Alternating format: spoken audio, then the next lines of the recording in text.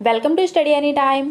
चलिए, Indian polity की हमारी ये जो सीरीज़ स्टार्ट हुई थी तो उसमें हम लोग काफ़ी कुछ पढ़ चुके हैं, लेकिन इसमें जो हम लोगों ने पहला चैप्टर पढ़ा था इंडियन पॉलिटी का, तो उसमें हम लोगों ने हिस्ट्री की एम लक्ष्मीकांत बुक के अकॉर्डिंग, इसके अलावा स्पेक्ट्रम बुक जो है हमारी, ठीक, तो उसमें जो अब आप सीक्वेंस में जो एम लक्ष्मीकांत की बुक है उसको ओपन करके रख लीजिए। पहले तो आप लोगों ने पढ़ा है ना, तो वो अगर आप एक लाइन टू लाइन क्वेश्चन देखेंगे ना, उस पूरी बुक को मैंने इसमें सॉल्व किया है और क्वेश्चन खुद फ्रेम किए हैं। तो आप देख सकते हैं कि अगर आपने 100+ ये MCQs आपको इसमें मिलेंगे, अगर इसमें लगा लिए आपने तो आपकी वो पूरा चैप्टर, सारा चैप्टर आपका एंड हो जाएगा। ठीक है, जो सारे इंपॉर्टेंट क्वेश्चंस हैं वो इसमें आपको मिलेंगे। अब ये हमारा चैप्टर 1773 से लेकर के 1947 तक, जो पहले तो 1773 से लेकर के 1858 तक कंपनी का शासन चला। उसके बाद 1858 से स्टार्ट हो जाता है जो क्राउन रूल स्टार्ट हो जाता है, यानी कि ब्रिटेन के अधीन शासन जो स्टार्ट हो जाता है। तो ये 1858 से लेकर के 1947 तक चलता है। तो हम लोग इनके बारे में सब कुछ पढ़ेंगे, सारा क्वेश्चन, सिर्फ यहाँ पे आपको क्वेश्चन यानी क्वेश्चन पढ़ा जाएगा, आपको आंसर बता दिया जाएगा। अगर आपको रियली डिटेल में अगर आपको पढ़ना है तो आप प्लेलिस्ट में आपको वीडियो मिल जाएगा, आप थ्योरी पढ़िए, उसके बाद इसके क्वेश्चन आंसर भी आपको मिलेंगे, वो भी अलग अलग। ठीक है, तो उसमें मैंने क्वेश्चन को सॉल्व करते हुए थ्योरी के अकॉर्डिंग आपको वो भी समझा दिया है। ठीक, यहाँ पर ये तो वीडियो उन लोगों के लिए है जिन्होंने पहले से टॉपिक पढ़ रखा है और वो सिर्फ और सिर्फ ये देखना चाहते हैं कि उन्हें कितना आ रहा है। ठीक है, तो ये आपके लिए क्वेश्चन है। ठीक है, तो चलिए हम लोग चलते हैं, क्वेश्चन पे आते हैं। पहला क्वेश्चन है कि बक्सर की लड़ाई के बाद ईस्ट इंडिया कंपनी को कहाँ के दीवानी अधिकार मिले, जिसके बाद यह ब्रिटिश मामलों में हस्तक्षेप करने लगी थी। तो उसे कहाँ के मिले थे? बंगाल, बिहार और उड़ीसा का जो क्षेत्र था वहाँ के मिले थे। ठीक है, इसके बाद जो है सेकंड क्वेश्चन आता है कि ब्रिटिश ईस्ट इंडिया कंपनी की कौन सी 3 प्रेसिडेंसियाँ थीं। तो इसकी जो प्रेसिडेंसियाँ थी वो बंगाल, मुंबई और मद्रास प्रेसिडेंसी थी। ठीक है, थोड़ा स्पीड में ही चलेंगे क्योंकि कोई वीडियो लंबा ना हो ज़्यादा। थर्ड क्वेश्चन आता है कि इनमें से किस समयावधि के एक्ट्स को चार्टर एक्ट्स कहा जाता है। तो 1773 से लेकर के 1853, यहाँ पे इसलिए कहेंगे कि 1858 से लेकर 1858 का जो चार्टर एक्ट आता है, उसके पहले के जितने एक्ट आए हुए हैं, एम लक्ष्मीकांत बुक के अकॉर्डिंग हम लोग चल रहे हैं, तो उसके पहले जो है 1853 का एक्ट आता है। तो इन दोनों यानी कि यहाँ तक के जो एक्ट आते हैं ये चार्टर एक्ट कहे जाते हैं। उसके बाद 1858 का जो एक्ट आता है वो अधिनियम में आ जाता है। ठीक, यानी कि अगर ये बात करेंगे कि चार्टर एक्ट कौन से अधिनियम तक आता है, तो 1773 से लेकर के 1858 के पहले के जितने भी एक्ट होते हैं वो चार्टर एक्ट कहे जाते हैं। ठीक, अब चौथा है कि भारत में कंपनी का शासन कब से कब तक चला था। तो 1773 से लेकर के 1858 तक चला था। फिफ्थ क्वेश्चन है कि ईस्ट इंडिया कंपनी वर्ष 1600 ईस्वी में एक व्यापारिक कंपनी के रूप में स्थापित हुई थी और किस वर्ष में एक शासकीय निकाय में बदल गई थी। तो ये कब बदल गई थी? 1765 तक में। ठीक है, छठा क्वेश्चन है कि 1773 के रेगुलेटिंग एक्ट के प्रावधानों के अंतर्गत कोलकाता प्रेसिडेंसी के अंतर्गत आने वाले आज के समय के किस राज्य के लिए एक प्रांतीय सभा की स्थापना की गई थी। तो ये बिहार था। ठीक है, और देखिए यहाँ पे जो आपको क्वेश्चन मिलेंगे तो क्वेश्चन ध्यान से पढ़िएगा कि क्वेश्चन कहना क्या चाह रहा है, क्योंकि उस क्वेश्चन में आपको एक आंसर भी मिलेगा। ठीक है, तो सातवां क्वेश्चन है कि किस एक्ट के द्वारा ब्रिटेन का कोर्ट ऑफ डायरेक्टर के माध्यम से कंपनी पर नियंत्रण या शासन स्थापित हुआ था। तो ये था 1773 का जो चार्टर एक्ट आया था, इसके द्वारा। आठवां क्वेश्चन है कि 1773 के अधिनियम ने बंगाल के गवर्नर के पद को बदलकर क्या नाम कर दिया, जिसके अधीन अब बॉम्बे और मद्रास के गवर्नर कार्य करने लगे थे। तो बंगाल का जो पद था उसे क्या कर दिया गया? तो बंगाल का जो गवर्नर था उसे बंगाल का गवर्नर जनरल बना दिया गया। ठीक, अब नवा क्या है कि बंगाल का पहला गवर्नर जनरल कौन बनकर आया। तो सबसे पहला जो गवर्नर जनरल बनकर आता है वो लॉर्ड वॉरेन हेस्टिंग आता है। 10वां है कि 1773 के रेगुलेटिंग एक्ट के तहत 1774 में कलकत्ता में अब किस प्रकार के न्यायालय की स्थापना की गई। तो कलकत्ता में एक उच्चतम न्यायालय की स्थापना की गई। और ये क्वेश्चन आप हो सके तो वीडियो पॉज करके दीजिए ताकि आपको पता रहे कि आप कितना आंसर दे पा रहे हैं। ठीक है, और अगर आपको सच में समझ में आए तो कमेंट करके जरूर बताइएगा कि आपको रियली वीडियो पसंद आया लाइक करिएगा और चैनल को सब्सक्राइब कर लीजिएगा, ठीक है। 11वां आता है कि कलकत्ता में स्थापित उच्चतम न्यायालय के एक प्रमुख न्यायाधीश एलिजा एम्पे, इसके अलावा कितने अन्य न्यायाधीश बने? तो 3 और न्यायाधीश जो थे वो बने, जिसमें था एक चैम्बर्स, है ना, चैम्बर्स, और ये लिमेस्टर और इसके अलावा हाइड थे। ये 3 थे जो अन्य न्यायाधीश थे। चलिए 12वें क्वेश्चन पे आते हैं कि कलकत्ता उच्चतम ठीक है, कलकत्ता उच्चतम न्यायालय के निर्णय के विरुद्ध इंग्लैंड में किस संस्था में अपील की जा सकती थी? जो निर्णय होता था उसके विरुद्ध की जा सकती थी, तो प्रीवी काउंसिल में ये अपील की जा सकती थी, ठीक है। 13वां क्वेश्चन है कि 1773 की कमियों को दूर करने के लिए ब्रिटिश संसद के द्वारा संशोधित अधिनियम का क्या नाम था? तो वो अधिनियम आया था 1781 का जो एक्ट है वो आता है, ठीक है। अब ब्रिटिश संसद 14वां है कि ब्रिटिश संसद ने 1781 में किन 2 समितियों की नियुक्ति की थी? तो ये की थी प्रवर समिति और गुप्त समिति की। और इसके अलावा ये 1781 का एक्ट अगर पूछा जाए किस नाम से जाना जाता है, तो इसे एक्ट ऑफ सेटलमेंट बोलते हैं, ठीक है, एक्ट ऑफ सेटलमेंट। चलिए 15 क्वेश्चन पे आते हैं कि किस एक्ट के द्वारा गवर्नर जनरल इन काउंसिल को सर्वोच्च न्यायालय की अधिकारिता से मुक्त कर दिया गया? तो वो किस एक्ट के द्वारा किया गया था? 1781 के एक्ट के द्वारा। 16वां क्वेश्चन है कि 1781 के एक्ट के द्वारा कहाँ की सरकार को बंगाल, बिहार, उड़ीसा के लिए भी विधि बनाने का प्रावधान जो है वो प्राधिकार प्रदान किया गया था? तो ये किसको प्रदान किया गया था? कलकत्ता को, ठीक है। इसके अलावा क्या है कि 17 है कि 1784 के एक्ट के द्वारा निदेशक मंडल और नियंत्रण बोर्ड के माध्यम से किस प्रकार के शासन व्यवस्था का शुभारंभ किया गया? तो ये जो थी वो द्विसदनी शासन व्यवस्था जो थी इसका शुभारंभ किया गया था। और 1784 के एक्ट के द्वारा बोर्ड ऑफ कंट्रोल की स्थापना की गई थी, ये आप लोग जानते हैं, ठीक है। 18 क्वेश्चन है कि 1773 के चार्टर एक्ट के तहत गवर्नर जनरल की परिषद में 4 सदस्य थे। क्या बोल रहा है कि 1773 की चार्टर एक्ट के तहत गवर्नर जनरल की जो परिषद थी उसमें 4 सदस्य थे, ठीक, और कोई भी निर्णय इनके बहुमत से होते थे।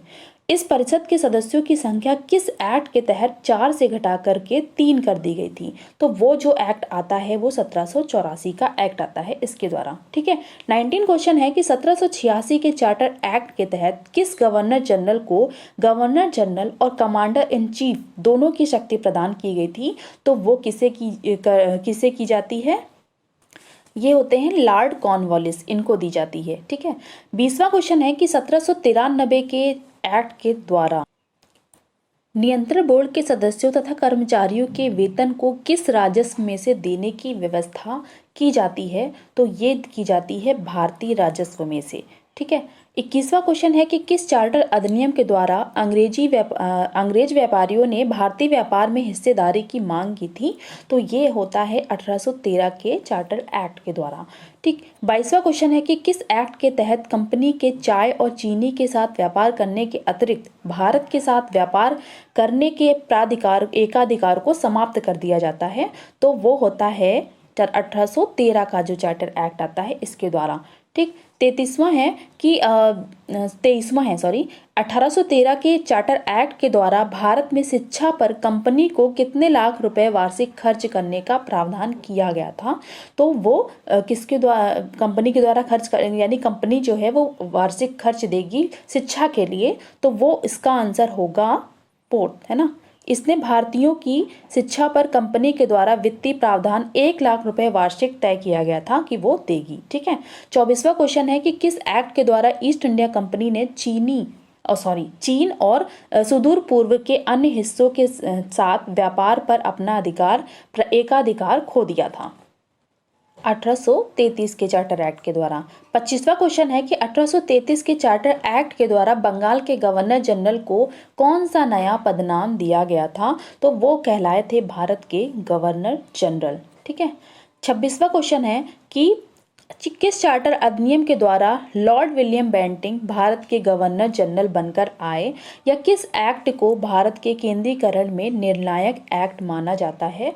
तो वो होता है 1833 का चार्टर एक्ट। ठीक है। 27वां क्वेश्चन है कि सर्वप्रथम किस एक्ट के द्वारा गवर्नर जनरल की परिषद के कार्यपालिका व विधायी कार्यों को अलग कर दिया गया? तो किस एक्ट के द्वारा किया गया था? 1853 के चार्टर एक्ट के द्वारा। ठीक है। आते हैं 28वें क्वेश्चन पे कि किस अधिनियम में भारतीय सिविल सेवा के सदस्यों की नियुक्ति खुली प्रतिस्पर्धा द्वारा करने का प्रावधान भी शामिल था? और इसी का क्वेश्चन बन सकता है कि किस चार्टर एक्ट में नागरिक सेवाओं के लिए प्रतियोगिता प्रणाली को सिद्धांततः स्वीकार किया गया? तो ये किसके द्वारा किया गया? 1853 के चार्टर एक्ट के द्वारा। ठीक। 29वां क्वेश्चन है कि किस कानून का निर्माण 1857 के विद्रोह के बाद हुआ था? इसमें दूसरा क्वेश्चन बनेगा कि इसमें से किस अधिनियम को भारत के शासन को अच्छा बनाने वाला अधिनियम के नाम से जाना जाता है? ठीक। तीसरा क्वेश्चन बनेगा कि 30 अप्रैल 1858 को पारित किस अधिनियम में भारत में उत्तरदायी शासन की स्थापना के लिए प्रावधान किए गए थे? तो इसका आंसर होगा भारत सरकार अधिनियम 1858। ठीक है। 30वां क्वेश्चन है कि भारत सरकार अधिनियम 1858 के तहत भारत में कंपनी के शासन को समाप्त कर शासन का उत्तरदायित्व किसे सौंप दिया गया था? तो इसका आंसर होगा ब्रिटिश संसद जो थी, ब्रिटिश सरकार या ब्रिटिश संसद उसको। ठीक है। 31वां क्वेश्चन है कि भारत में आए 1858 के कानून का प्रमुख उद्देश्य जो था वो क्या था? तो इसका उद्देश्य था प्रशासनिक मशीनरी में सुधार करना। ठीक। 32वां क्वेश्चन है कि भारत सरकार अधिनियम 1858 के तहत भारत के गवर्नर जनरल का नाम क्या कर दिया गया था? तो इसका गवर्नर जनरल का नाम बदल करके वायसराय कर दिया गया था। 33वां है कि भारत का प्रथम वायसराय कौन बना था? तो पहला जो वायसराय बन के आया था तो ये था लॉर्ड कैनिंग। और अगर यही क्वेश्चन पूछा जाए कि भारत का अंतिम गवर्नर जनरल है ना, अंतिम गवर्नर जनरल और जो है वो प्रथम वायसराय वो कौन था? तो वो लॉर्ड कैनिंग थे। ठीक है। 34वां है कि भारत सरकार अधिनियम 1858 के तहत कंपनी के नियंत्रण बोर्ड और निदेशक कोर्ट को समाप्त करके इनके अधिकारों तथा शक्तियों के प्रयोग का अधिकार जो था वो किसको सौंप दिया गया था? तो भारत का जो मुख्य राज्य सचिव होता है उसे सौंप दिया गया था। ठीक है। अब 35वां क्वेश्चन है कि भारत सरकार अधिनियम 1858 के तहत भारत राज्य सचिव के कार्यों में सहायता देने के लिए किस संस्था की स्थापना की गई थी? तो ये थी भारत की जो सचिव की जो परिषद थी उसकी स्थापना की गई थी। ठीक है। 36वां क्वेश्चन है कि भारत परिषद की बैठकों की अध्यक्षता जो था वो कौन करता था? तो वायसराय करता था। फिर आता है 37वां क्वेश्चन कि भारत परिषद की भूमिका किस तरह की थी, यानी कि भारत की जो परिषद होती थी वो किस तरह का काम करती थी? तो वो सिर्फ एक परामर्शदात्री संस्था के रूप में काम करती थी, यानी सिर्फ वो सलाह देना उसका काम था। ठीक है। 38वां क्वेश्चन है कि भारतीय परिषद अधिनियम 1861 के पारित होने में किसके द्वारा शासन में सुधार के लिए भारत मंत्री को दी गई रिपोर्ट की अहम भूमिका रही? तो वो जो रिपोर्ट थी वो किसके द्वारा दी गई थी? तो वायसराय लॉर्ड कैनिंग के द्वारा। ठीक है। 39वां क्वेश्चन है कि किस अधिनियम के तहत भारत के वायसराय को विधायी कार्य हेतु नए प्रांत के निर्माण का अधिकार दिया गया था? इसका एक क्वेश्चन ये भी बनेगा कि तो नए प्रांत का पहली बात तो ये जान लीजिए कि इसका जो निर्माण का अधिकार दिया गया था वो 1861 के अधिनियम के तहत दिया गया था। और इसका अगर दूसरा क्वेश्चन देखा जाए तो वो क्या बनेगा कि भारतीय परिषद अधिनियम 1861 के तहत गवर्नर जनरल को नवनिर्मित प्रांत में किसको नियुक्त करने का अधिकार दिया गया था? तो वो जो है वो किसे नियुक्त कर सकता था? गवर्नर या लेफ्टिनेंट गवर्नर को। ठीक है। आते हैं 40वें क्वेश्चन पे कि किस अधिनियम के तहत वायसराय की परिषद में भारतीयों को गैर सरकारी सदस्य के रूप में शामिल करने की मंजूरी दी गई थी? तो और इसके अलावा सेकंड क्वेश्चन क्या बनेगा कि शासन तथा विधायन में भारतीयों को प्रतिनिधित्व देने और तत्समय प्रवर्त कानून निर्माण प्रणाली के जो भी दोष थे उनको दूर करने के लिए ब्रिटिश संसद द्वारा कौन सा कानून पारित किया गया था? तो वो किया गया था 1861 का जो एक्ट आता है उस वो। ठीक है। जिसे चार्टर एक्ट बोलते हैं। फिर 41वां क्या है कि 1862 में लॉर्ड कैनिंग ने किन 3 भारतीयों को विधान परिषद में गैर सरकारी सदस्य के रूप में मनोनीत किया? तो वो किसे नहीं किया गया था? बनारस के राजा थे एक, ठीक है, उसके अलावा एक पटियाला के महाराजा थे और सर दिनकर राव, इनको शामिल किया गया था, ठीक है। अब 42वां क्वेश्चन है कि 1861 के अधिनियम के किन दो प्रेसिडेंसियों को विधायी शक्तियां पुनः सौंपकर विकेंद्रीकरण की प्रक्रिया की जो शुरुआत की थी, तो वो किन्हें दी गई थी? मद्रास और बम्बई प्रेसिडेंसी को दी गई थी, ठीक है।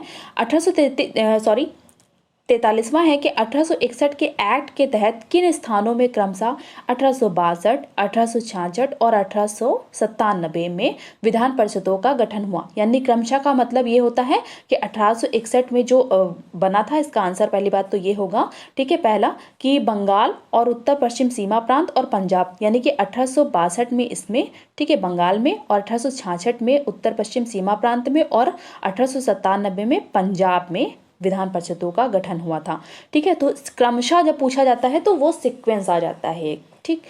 ये सब चीज़ें बहुत इंपॉर्टेंट होती हैं, याद रखने की जरूरत होती है, क्योंकि इन्हीं सब चीज़ों से हम क्वेश्चन का आंसर गलत दे देते हैं, ठीक है। 44वां क्या है कि 1861 के भारत परिषद अधिनियम ने लॉर्ड कैनिंग द्वारा 1859 में प्रारंभ की गई किस प्रणाली को मान्यता दी थी? तो वो थी पोर्टफोलियो प्रणाली, है ना। वहाँ पे मैंने आपको जो मैं इसमें एक एक चैप्टर का अलग अलग मैंने क्वेश्चन जो बनाए हुए हैं, वो तो इनका ये पूरा एक सार है, तो उसमें जब आप वो देखेंगे तो उसमें आपको थ्योरी भी बताई गई है, तो आप उससे बहुत अच्छे से समझ सकते हैं जिनको नहीं याद आ रही हैं चीज़ें, ठीक है। 45वां क्वेश्चन है कि 1801, और यहाँ से मैं जो मेरी एम लक्ष्मीकांत बुक मुझे ख़त्म करना है, तो ये ऐसे ही आपको मिलेगी, ठीक है, थ्योरी देन क्वेश्चन आंसर। 1861 के अधिनियम ने वायसराय को कब बिना काउंसिल की संस्तुति के अध्यादेश जारी करने के लिए अधिकृत किया? जिस अध्यादेश मात्र 6 महीने की, जिसकी अध्यादेश की जो अवधि होती थी वो मात्र 6 महीने की होती थी, तो वो कौन सा था? यानी कि कब उसकी काउंसिल की संस्तुति की जा सकती थी? तो ये आपातकाल में ऐसा कर सकते थे, ठीक है। 46वें है कि किस अधिनियम के बाद ब्रिटिश शासकों ने फूट डालो और राज करो की नीति का जो था वो अनुसरण किया था? तो वो किया था 1892 का जो अधिनियम आता है इसके बाद, ठीक है। 47वां क्वेश्चन है कि किस अधिनियम ने केंद्रीय और प्रांतीय विधान परिषदों में अतिरिक्त यानी कि गैर सरकारी सदस्यों की संख्या बढ़ाई गई, हालांकि बहुमत जो था वो सरकारी सदस्यों का होता था? तो वो 1892 के एक्ट के तहत, ठीक है।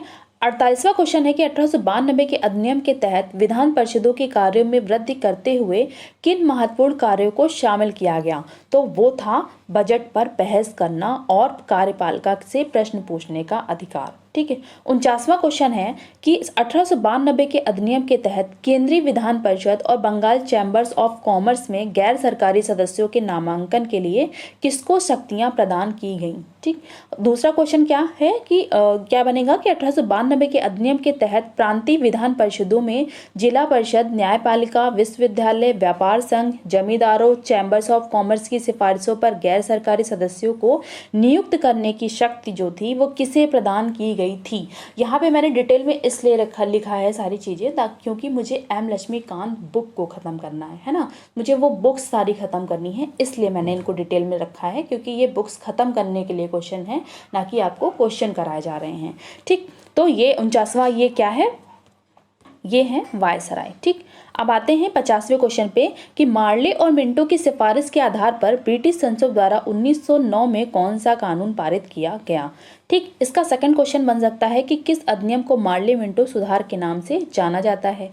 थर्ड क्वेश्चन बन सकता है कि भारत में ब्रिटेन के सभी संवैधानिक प्रयोगों में से सबसे कम समय तक कौन सा एक्ट चला, है ना। तो ये सारे जो क्वेश्चन हैं ये ऐसे क्वेश्चन आए हुए भी हैं, ये क्वेश्चन में जो एग्जाम में आए हुए हैं वो भी हैं, और इसके अलावा जो अगर सिक्वेंस वाइज देखा जाए तो पॉलिटी की बुक सॉल्व हो रही है। ठीक है, तो वो ये किसके द्वारा किया जाता है? 1909 का जो अधिनियम आता है उसके द्वारा। ठीक है, 51वां है कि भारतीय परिषद अधिनियम 1909 को और किस नाम से जाना जाता है? तो वो होता है मार्ले मिंटो सुधार के नाम से। ठीक है, 52वां क्वेश्चन है कि 1909 के अधिनियम के तहत लॉर्ड मार्ले इंग्लैंड में भारत के राज्य सचिव बनते हैं। ठीक है, कहाँ पर? इंग्लैंड में। ठीक, तो और लॉर्ड मिंटो भारत के किस पद पर नियुक्त किया जाता है लॉर्ड मिंटो को? तो वो बनकर आते हैं भारत के वायसराय। ठीक है, देखिए क्वेश्चन में आपको आंसर मिला ना, है ना। 53वां क्या है कि 1905 में ब्रिटेन में संपन्न आम चुनाव में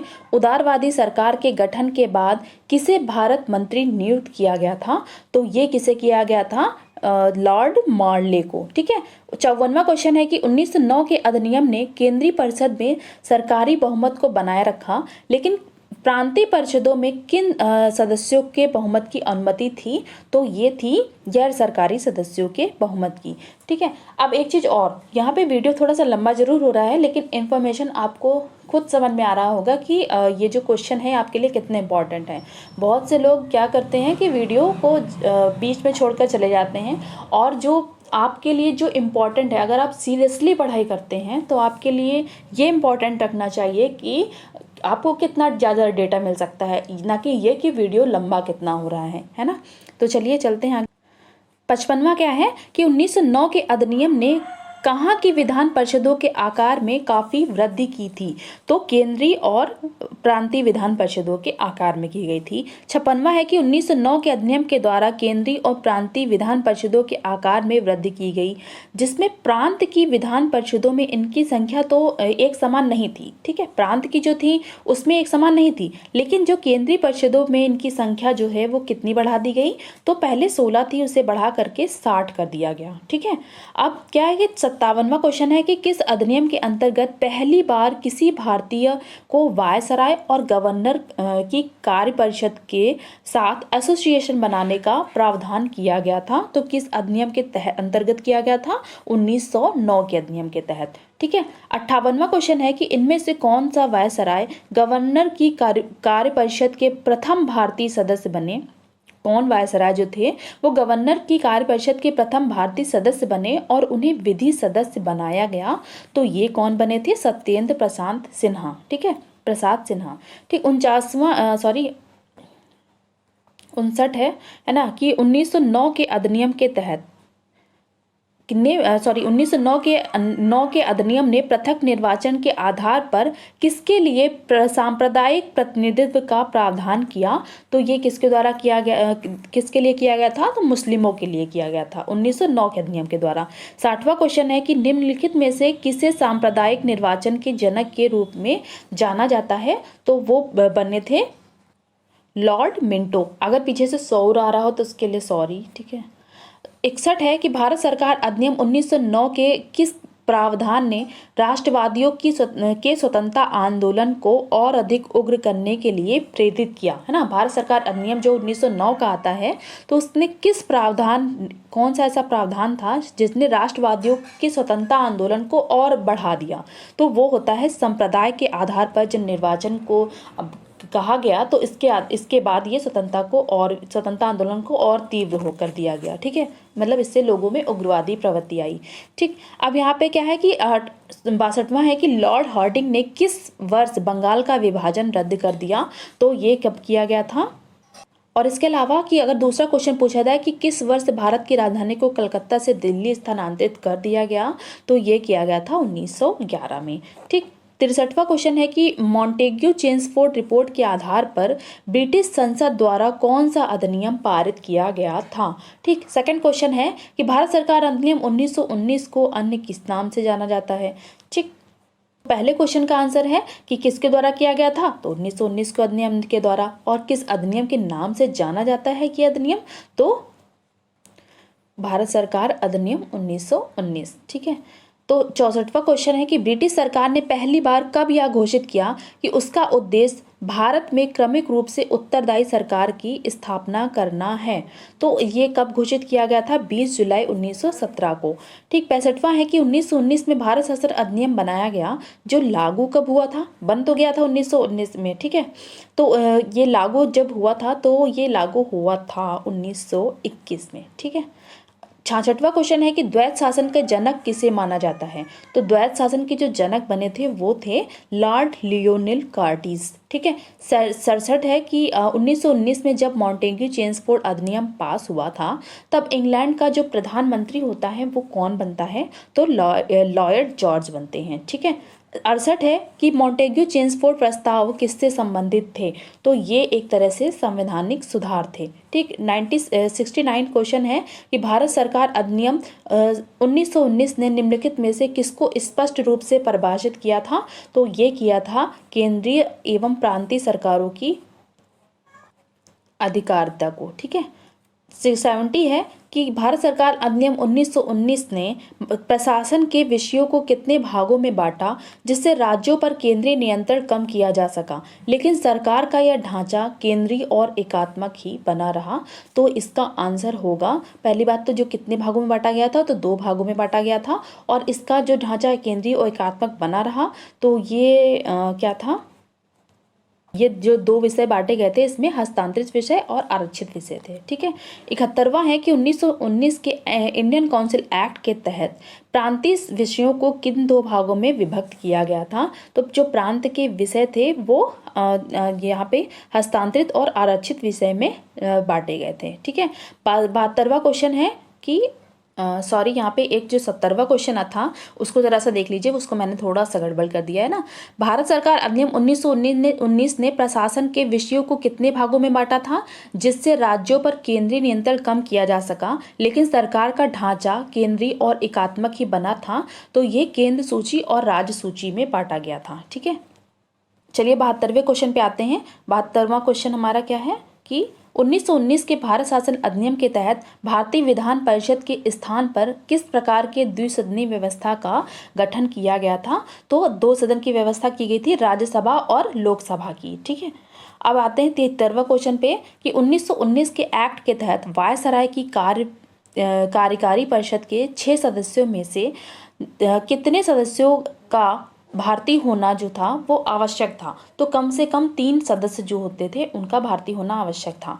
ठीक। 74वां क्वेश्चन है कि 1919 के एक्ट के तहत किस आधार पर कुछ लोगों तक मत देने का अधिकार सीमित रखा गया था, है ना। तो किस आधार पर कि संपत्ति, जिनके पास अच्छी संपत्ति हो कर देते हो, और शिक्षा जिनके पास अच्छी हो सिर्फ वही कर दे सकते थे, तो यहाँ तक सीमित रखा गया था। 75वां है कि 1919 के इंडियन काउंसिल एक्ट के तहत सिविल सेवा की भर्ती के लिए केंद्रीय लोक सेवा आयोग का गठन कब किया गया था, तो ये जो केंद्रीय लोक सेवा आयोग बना था वो बना था 1926 में। 76वां क्वेश्चन है कि किस अधिनियम के तहत पहली बार केंद्रीय बजट को राज्यों के बजट से अलग किया गया था, तो वो किया गया था 1919 के एक्ट के तहत। 77 है कि 1919 के एक्ट के तहत किस आयोग का गठन किया गया जिसका कार्य 10 जांच करने के बाद अपनी रिपोर्ट प्रस्तुत करना था, मतलब सिर्फ जांच करना था और उसके बाद अपनी रिपोर्ट प्रस्तुत करना था, वो कर दिया गया था वैधानिक आयोग का। ठीक है। 78 क्वेश्चन है कि ब्रिटिश सरकार ने नए संविधान में भारत की स्थिति का पता लगाने के लिए सर जॉन साइमन के नेतृत्व में 7 सदस्यीय वैधानिक आयोग का गठन की घोषणा जो थी वो कब की थी, तो 1927 में, और वो जो मंथ था वो था नवंबर। ठीक है। नवंबर 1927 में। 79 है कि किस आयोग के सभी सदस्य ब्रिटिश थे, यानी कि, है ना, इसलिए सभी दलों का भविष्य, यानी सभी दलों ने इसका बहिष्कार किया था। उसके बाद इसी का क्वेश्चन बन सकता है कि किस आयोग के प्रस्तावों पर विचार करने के लिए ब्रिटिश सरकार ने 3 गोलमेज सम्मेलनों का आयोजन किया था, तो ये जो 3 गोलमेज सम्मेलन आयोजन हुई थी वो साइमन आयोग के प्रस्ताव पर विचार करने के लिए हुआ था। ठीक है। 80 क्वेश्चन है कि गोलमेज सम्मेलनों में हुई चर्चा के आधार पर संवैधानिक सुधारों पर जो श्वेत पत्र तैयार किया गया था। ठीक है। ये जो गोलमेज सम्मेलन में जो भी चर्चा हुई थी वो सारे जो संवैधानिक सुधार थे उसके लिए एक श्वेत पत्र बना था, है ना, कि उसी में चीज़ें थी। फिर इसे ब्रिटिश संसद की समिति के समक्ष जो है वो प्रस्तुत किया गया था, तो संयुक्त प्रवर समिति जो थी इसके समक्ष। ठीक है। 81 है कि संयुक्त प्रवर समिति की सिफारिशों को आगे चलकर किस अधिनियम में शामिल किया गया था, तो ये संयुक्त प्रवर समिति, और इसके अलावा जब अगर ये पूछा जाए कि इसका क्वेश्चन बनेगा कि ब्रिटिश संसद में प्रस्तुत श्वेत पत्र के आधार पर कौन सा अधिनियम अधिनियम जो था वो पारित किया गया था। तो भारत शासन अधिनियम 1935। ठीक है।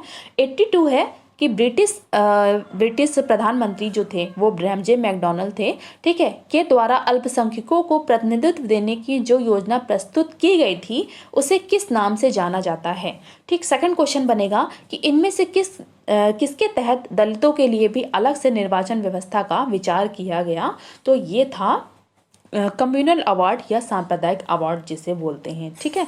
83 है कि ब्रिटिश प्रधानमंत्री रैमजे मैकडॉनल्ड ने सांप्रदायिक अधिनिर्णय की जो घोषणा थी वो कब की थी। तो ये कब की थी? अगस्त 1932। और अगर डेट पूछी जाए तो 16 अगस्त 1932। ठीक है। 84 क्वेश्चन है कि दलितों के लिए अलग निर्वाचन व्यवस्था होने पर कौन से अवार्ड में संशोधन करने की मांग पर अनशन पर, मतलब कौन जो था वो कम्युनल अवार्ड में संशोधन किया जाए इसके लिए अनशन पर बैठ गया था। तो वो अनशन पर बैठना गांधी जी का काम था, है ना। गांधी जी अनशन पर बैठ जाया करते थे। ठीक। 85 क्या है कि कांग्रेस और दलित नेताओं के बीच हुए पूना समझौते का प्रमुख परिणाम क्या निकला। ये निकला कि दलितों के लिए स्थान आरक्षित रखने के साथ, यानी कि दलितों के लिए ज़्यादा से ज़्यादा स्थान आरक्षित रखे गए। ठीक। इसके अलावा हिंदू निर्वाचन व्यवस्था को बनाए रखना, क्योंकि दलितों के लिए अलग से निर्वाचन होने को कहा जा रहा था, तो इसके लिए गांधी जी अनशन पर बैठ गए थे। और पूना समझौता सिर्फ इसलिए हुआ था कि ताकि जो अंबेडकर जी थे दलितों के नेता, उनसे बातचीत करके गांधी जी जो कांग्रेस के नेता थे, है ना, तो उन्होंने मतलब गांधी जी का ये विचार था कि जो भी भारत के लोग हैं उनको संप्रदाय के आधार पर इतना ना विभाजित कर दिया जाए कि हिंदुत्व ही खत्म हो जाए, है ना। तो हिंदू निर्वाचन व्यवस्था को बनाए रखना भी था। ठीक है। अब 86 क्या है कि 1935 के शासन अधिनियम में निम्नलिखित में से क्या शामिल है ना। कभी कभी क्वेश्चन पढ़ने में थोड़ा सा ध्यान भटक जाता है, सॉरी इसके लिए। ठीक। 1935 के भारत शासन अधिनियम में निम्न में से क्या शामिल है। ठीक है। तो क्या शामिल है? एक, अखिल भारतीय संघ की स्थापना की गई थी। द्विसदनीय विधानमंडल बना। फिर ठीक है, प्रांतीय स्वायत्ता का शुभारंभ किया गया। तो उपरोक्त सभी इसका आंसर हो जाएगा। ठीक है। 87 है कि 1935 के अधिनियम को इनमें से किसने कहा था कि एक कार में ब्रेक तो है पर इंजन नहीं, और गुलामी का अधिकार पत्र कहा था। तो ये किसके द्वारा कहा गया था? तो जवाहरलाल नेहरू के द्वारा। ठीक। 88 है कि किस अधिनियम के द्वारा भारतीय संघ की स्थापना और संघीय न्यायालय केंद्र राज्यों के मध्य शक्तियों का विभाजन कर संवैधानिक निरंकुशता का सिद्धांत प्रवृत्त किया गया। ठीक है। तो ये किसके द्वारा किया गया था? 1935 के अधिनियम के द्वारा। ठीक। 89 है कि 1935 का गवर्नमेंट ऑफ इंडिया एक्ट क्यों महत्वपूर्ण है, इसकी इंपॉर्टेंस क्यों है? क्योंकि यह भारतीय संविधान का प्रमुख स्रोत है, यानी कि भारतीय संविधान में बहुत ज़्यादा से ज़्यादा चीज़ें इस गवर्नमेंट ऑफ इंडिया एक्ट से ली जाती हैं, है ना। 90 क्वेश्चन है कि भारत सरकार अधिनियम 1935 के तहत कौन सी 3 सूची बनाई गई थी जिनमें भिन्न भिन्न विषयों को शामिल किया गया था। तो वो कौन सी 3 सूचियां थी? तो संघीय, राज्य और संवृत्ति सूची बनाई गई थी। 91 क्वेश्चन है कि किस अधिनियम के तहत बनाई गई 3 सूचियों के अतिरिक्त अवशिष्ट शक्तियों की भी व्यवस्था की गई जो वायसराय को दी गई थी। ठीक है। यानी कि अवशिष्ट शक्तियां जो थी वो किसके अंडर में आती थी? वायसराय के। ठीक। सेकंड क्वेश्चन पूछा जाएगा कि किस अधिनियम के द्वारा अखिल भारतीय संघ का प्रस्ताव किया गया था। तो इसका आंसर होगा 1935 का अधिनियम, है ना। अभी हम लोग 1935 का अधिनियम पढ़ रहे हैं। ठीक है।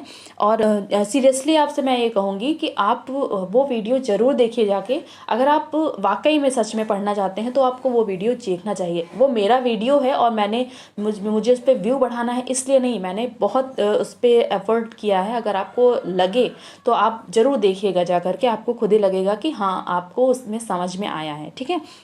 92 क्या है कि भारतीय संघ में किन क्षेत्रों का सम्मिलित होना उनके नरेशों की इच्छा पर निर्भर किया गया था। तो किन का सम्मिलित होना? देशी रियासतें अगर वो चाहें तो वो भारतीय संघ में शामिल हो सकती थी, और अगर ना चाहें तो नहीं, उनके पास ऑप्शन था। ठीक है। तो उनके पास बहुत ऑप्शन था कि वो चाहे तो जब भारत और पाकिस्तान बना था तो वो भारत में शामिल हो सकती थी, और वो चाहे तो पाकिस्तान में। ठीक है। तो 93 क्वेश्चन है कि भारत सरकार अधिनियम 1935 के तहत देशी रियासतें किस प्रकार भारतीय संघ में शामिल हो सकती थी। तो अगर उन्हें शामिल होना था तो वो विलय पत्र पर हस्ताक्षर करेंगी, देन उसमें शामिल होंगी। ठीक है। है। 94 क्या है कि गवर्नमेंट ऑफ इंडिया एक्ट 1935 में किस प्रकार के न्यायालय का उपबंध किया गया था, तो ये एक प्रकार का संघीय न्यायालय था। ठीक है। 95 है कि 13 में किसके आगमन से भारत में होम रूल लीग आंदोलन प्रारंभ होता है, तो वो जब श्रीमती एनी बेसेंट आती हैं तो उसके बाद होता है। ठीक है। 96 है कि 1917 में चेम्सफोर्ड को भारत का वायसराय नियुक्त किया गया।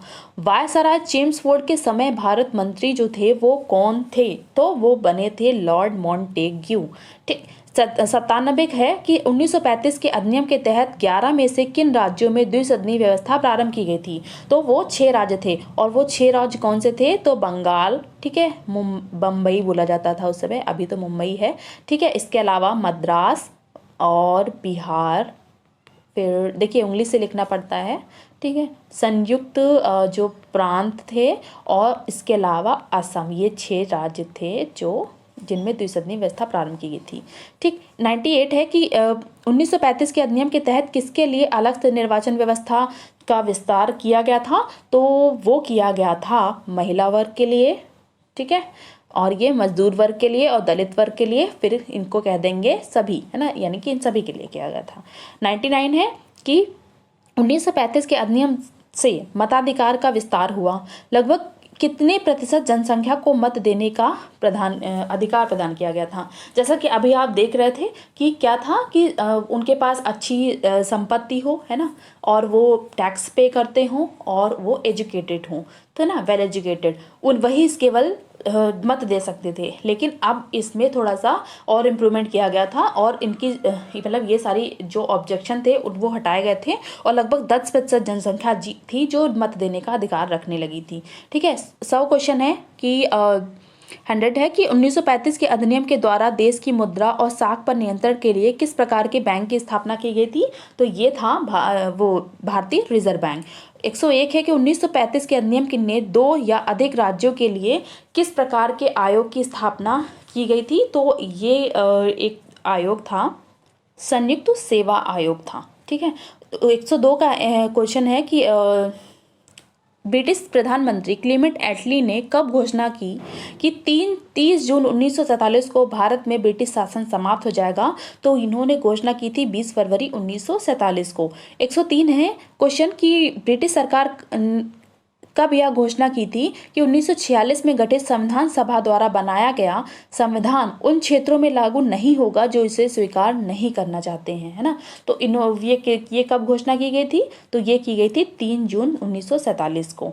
ठीक। 104 है कि 3 जून 1947 को किस वायसराय के द्वारा विभाजन की योजना जो थी वो प्रस्तुत की गई थी। कौन से वायसराय थे उन्होंने प्रस्तुत की थी, तो लॉर्ड क्लेमेंट एटली ने प्रस्तुत की थी। 105वां क्वेश्चन है कि भारतीय स्वतंत्रता अधिनियम 1947 के तहत भारत को स्वतंत्र और संप्रभु राष्ट्र कब घोषित किया गया था, तो 15 अगस्त 1947 को, है ना। और ये जो 15 अगस्त 1947 को किया गया था, ये डेट जो थी वो किस एक्ट में लिखी हुई थी, भारतीय स्वतंत्रता अधिनियम 1947। इसमें लिखा हुआ था पहले से ही कि इसी डेट को भारत स्वतंत्र होगा, इसलिए भारत स्वतंत्र हुआ था इसमें। ठीक है। और छठा क्वेश्चन है कि 106 है कि भारतीय संविधान स्वतंत्रता अध्यादेश की ब्रिटिश संसद में कब पेश किया गया था, तो ये पेश किया गया था 4 जुलाई 1947 को। 107 है कि भारतीय स्वतंत्रता अध्यादेश को ब्रिटिश संसद से कब संस्तुति मिलती है, तो ये मिलती है, यानी कि ब्रिटिश संसद इस पर सिग्नेचर करेगी ना, पारित होना है तो इसमें साइन वगैरह होंगे, तो ये कब की गई थी, 18 जुलाई 1947 को। 108वां क्वेश्चन है कि भारतीय स्वतंत्रता अधिनियम कब लागू किया गया था, तो ये किया गया था 15 अगस्त 1947 को। 109 क्वेश्चन है कि किस अधिनियम ने यह प्रावधान किया कि एक नए संविधान बनने तक प्रत्येक डोमिनियन में शासन व्यवस्था जो थी वो 1935 के भारत शासन अधिनियम के नियमों के तहत ही काम करेगी। तो ये किसमें किया गया था? 1947 के अधिनियम में ऐसा लिखा था कि जब तक कि भारत का संविधान नहीं बन जाता है तब तक जो भी शासन चलेगा वो 1935 के भारत शासन अधिनियम के तहत चलेगा। ठीक है। 110 है कि 1935 के अधिनियम ने किन दो स्वतंत्र डोमिनियन संप्रभु राष्ट्रों का सृजन किया जिन्हें ब्रिटिश राष्ट्रमंडल से अलग होने की स्वतंत्रता थी? तो वो बने थे भारत और पाकिस्तान। ठीक है ना, ये बने थे। 101 है कि 1935 के अधिनियम ने वायसराय का पद समाप्त कर उसके स्थान पर दोनों डोमिनियन राज्यों में किस पद का सृजन किया था? तो ये बना था गवर्नर जनरल, है ना। गवर्नर जनरल पहले भी होता है, फिर वायसराय बन जाता है ना, उसके बाद फिर गवर्नर जनरल बन जाता है। ठीक। अब 112वां क्या है कि 1947 के एक्ट ने दोनों डोमिनियन राज्यों को संविधान निर्माण और कार्यान्वित होने तक अपने संबंधित क्षेत्रों के लिए किसे बनाने का प्रावधान किया गया था, ना कि तब तक के लिए वो बना सकते हैं। तो वो बनाया गया था विधानसभा का। ठीक। 113वां क्वेश्चन है कि किस कानून के तहत ब्रिटेन में भारत सचिव का पद समाप्त कर दिया गया? तो ये किस अधिनियम के तहत किया गया था? 1947 के अधिनियम के तहत। ठीक। 114वां क्वेश्चन है कि भारत सचिव की सभी शक्तियां किसे स्थानांतरित कर दी गई थी? तो वो स्थानांतरित कर दी गई थी राष्ट्रमंडल राज्यों के जो राज्य सचिव थे इनको। ठीक है। 115 है कि भारतीय रियासतों और आदिवासी क्षेत्र समझौता संबंधों पर ब्रिटिश संप्रभुता की समाप्ति की घोषणा जो थी वो, यानी कि जो आदिवासी क्षेत्र थे उन पर भी जो ब्रिटिश संप्रभुता बनी हुई थी उसे समाप्त करने की घोषणा कर दी गई थी। तो वो की गई थी कब? 15 अगस्त 1947 जब भारत स्वतंत्र हुआ था उसके बाद से ही। ठीक है। अब क्या है कि 116वां है कि किस एक्ट ने ब्रिटिश शासक को विधेयकों पर मताधिकार देने और उन्हें स्वीकृत करने का अधिकार से वंचित कर दिया? तो किसके द्वारा किया गया था? 1947 का जो एक्ट था इसके तहत। ठीक है। 117 है कि ब्रिटिश शासक के नाम पर कौन किसी भी विधेयक को स्वीकार करने का अधिकार रखता था? तो वो कौन था? Governor general. ठीक है। 116वां है कि किस एक्ट ने ब्रिटिश शासक को विधेयकों पर मताधिकार देने और उन्हें स्वीकृत करने का अधिकार से वंचित कर दिया? तो ये कौन सा एक्ट आता है? 1947 का जो एक्ट आता है इसके तहत। ठीक है। अब क्या है कि 117 है कि ब्रिटिश शासक के नाम पर कौन किसी भी विधेयक को स्वीकार करने का अधिकार रखता था? तो गवर्नर जनरल रखता था। ठीक। 118 है कि किस अधिनियम के अंतर्गत भारत के गवर्नर जनरल और प्रांतीय गवर्नरों को राज्य का संवैधानिक प्रमुख नियुक्त किया गया था? तो ये किस अधिनियम के तहत किया गया था? शायद मैंने क्वेश्चन रिपीट तो नहीं कर दिया, अगर रिपीट कर दिया हो तो प्लीज़ अब आप देख ही लीजिए, है ना। तो 1947 तक। ठीक है। अब क्या है कि 1900 अगर रिपीट कर दिया हो तो उसके लिए सॉरी। ओके। तो 1919 किसके द्वारा सिविल सेवा में नियुक्तियां और पदों में आरक्षण करने की प्रणाली लागू की गई थी? तो जिसे 1947 के एक्ट के तहत समाप्त कर दिया गया। तो ये था भारत का राज्य सचिव। ठीक। अब 120वां क्वेश्चन है कि ब्रिटिश कानून को समाप्त करने के लिए कानून बनाने की शक्ति जो थी वो किसे प्रदान की गई थी? तो ये प्रदान की गई थी जो संविधान सभा थी इसको, है ना, कि वो ब्रिटिश कानून को समाप्त कर सकती है। ठीक। इसे स्वतंत्रता अधिनियम को भी निरस्त करने का अधिकार था। ठीक। 121वां क्वेश्चन है कि 1947 के अधिनियम के तहत किन दो स्वतंत्र डोमिनियन राष्ट्रों का उदय हुआ था? तो ये हुआ था भारत और पाकिस्तान। ठीक है। अब 122वां क्वेश्चन है कि नए डोमिनियन भारत के प्रथम गवर्नर जनरल कौन बने थे, या स्वतंत्र भारत के प्रथम गवर्नर जनरल जो है वो कौन बनकर आए थे? तो लॉर्ड माउंटबेटन बने थे। ठीक है। अब 123वां क्वेश्चन है कि भारत के प्रथम प्रधानमंत्री के रूप में जवाहरलाल नेहरू को शपथ जो थी वो किसने दिलाई थी? तो ये दिलाई थी लॉर्ड माउंटबेटन ने। ठीक है। 124वां क्वेश्चन है और ये हमारा लास्ट क्वेश्चन है कि भारतीय संविधान सभा कब बनी थी जिसे स्वतंत्र भारतीय डोमिनियन के संसद के रूप में जो है वो स्वीकार किया गया था? तो संविधान सभा का गठन हुआ था 1946 में। चलिए, अगर आपको सारी चीज़ें समझ में आई हों और हमारा पढ़ाना समझ में आया हो तो प्लीज़ वीडियो को लाइक करिएगा, चैनल को सब्सक्राइब कर दीजिए और हो सके तो ज़्यादा से ज़्यादा लोगों को शेयर करिए। और इंडियन पॉलिटी क्या है कि इंडियन पॉलिटी ही नहीं, जो भी सब्जेक्ट होंगे, है ना, ज्योग्राफी को छोड़ के, क्योंकि ज्योग्राफी के क्वेश्चन आपको एग्जाम के टाइम पर मिला करेंगे उसमें, क्योंकि उसमें समझना होता है चीज़ों को। तो आपको थ्योरी और क्वेश्चन आंसर मिलते रहेंगे हमारे चैनल पर, तो हमारे चैनल से जुड़िए और आगे बढ़िए। ठीक है। Thank you. और अगर मैंने क्वेश्चन रिपीट कर दिया हो तो उसके लिए सॉरी, ठीक है, थोड़ा सा मैच करा लीजिएगा।